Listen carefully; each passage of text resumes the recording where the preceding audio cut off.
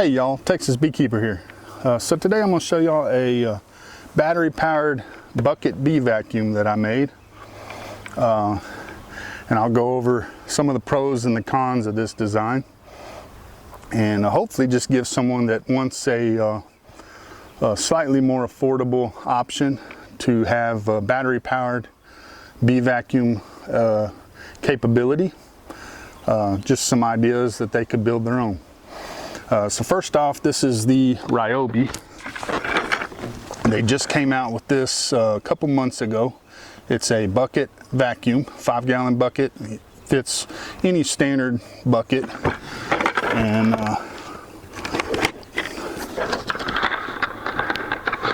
get my handle out of the way there.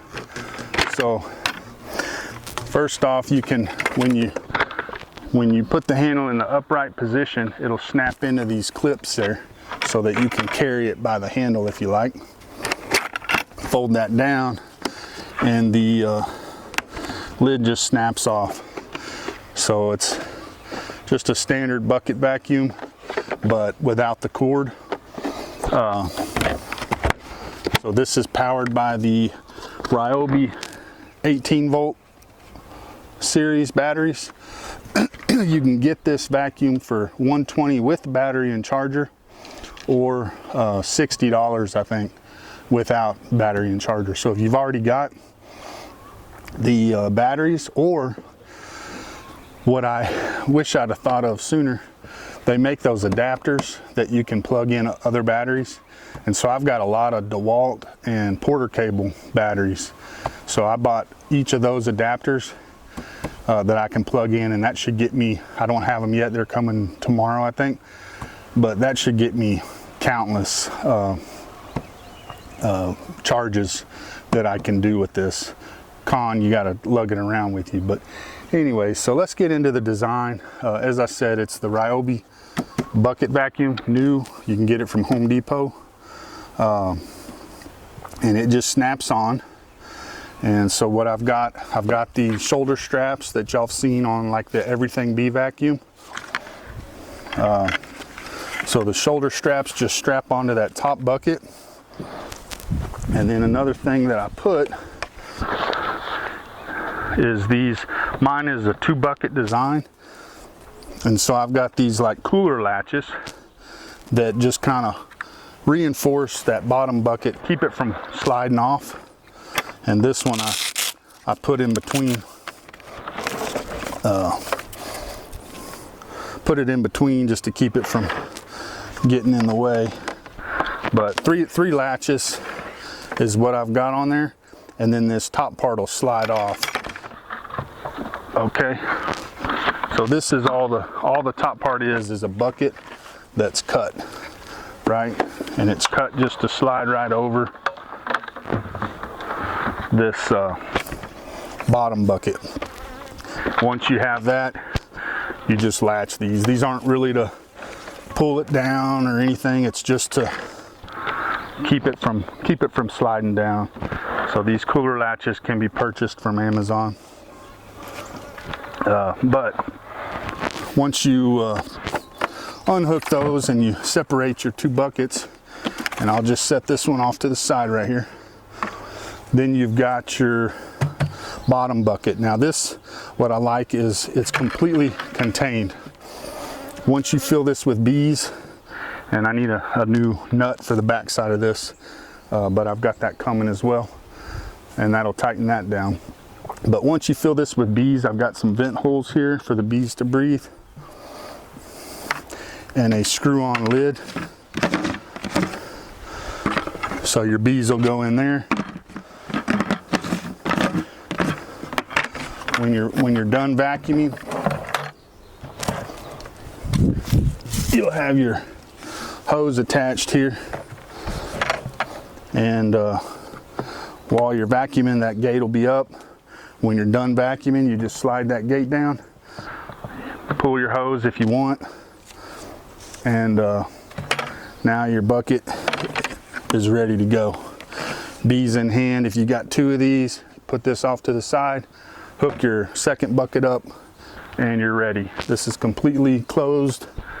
Nothing you know, you can throw it in the back of your truck for all I care, and the bees will not come out. I'm probably going to put some more vents in here, these style vents in the top, maybe 2 or 3 on each side, give them a little more ventilation.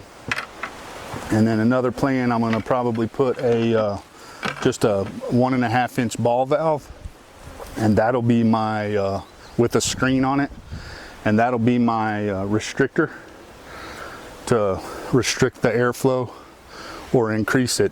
And as it is right now, I'll kind of do a demonstration. It's pretty tame right now, but I think having even a little bit more flexibility in that airflow will make it even better. So that's really it.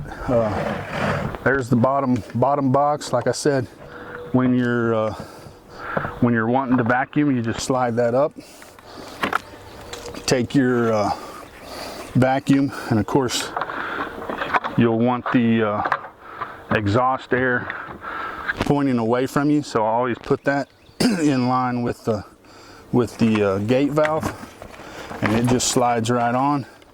And then you latch these guys. Looks like my latch got tucked in there.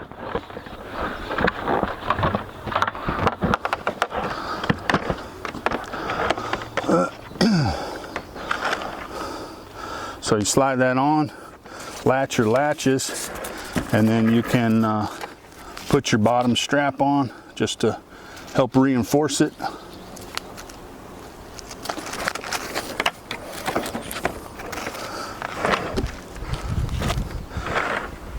Tighten that down, and like I said, it's got the backpack straps. You've got your latches, so this won't fall off. There it is. And then you've got your latch against the chest, which will keep this guy from sliding off your arms also. So there it is. There's your Bee Vac. Let me do a quick demonstration on the suction of it. So let's go over some of the pros and cons of this. What I like is how this bottom bucket is contained, closed off. You can unhook the latches, and you've got your bees there that you can kick off to the side. Then to empty them out, you just unscrew the lid and you're good to go. That to me is pretty nice, just having it sealed off and portable like that.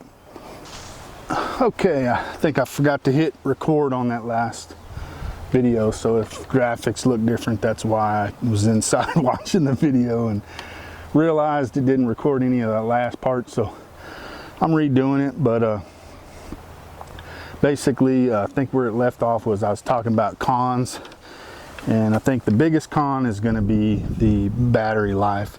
So your battery life on this 4 amp hour battery that comes with it is only about 12 minutes. So compare that to like the Everything Bee Vac, which again I don't have, so I don't have a side-by-side. I'm going by what I hear and read and watch, but that gets about 5 to 6 to 8 hours.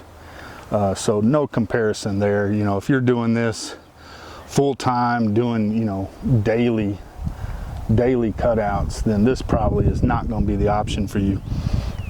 Now I do have some spare batteries in Porter Cable and DeWalt, and so what I did was I bought the adapter that goes from those brands to Ryobi, and that'll get me a lot more time. Nowhere near the 5, 6, 8 hours, but plenty for what I do. So I've got like a 9 amp hour DeWalt, 4 of the 4 or 5 amp hours, and then Porter Cable, I've got a bunch of those as well. So I think easily I could get a couple hours, maybe 3 hours with my batteries. But and I'll never, me personally, will never use that many.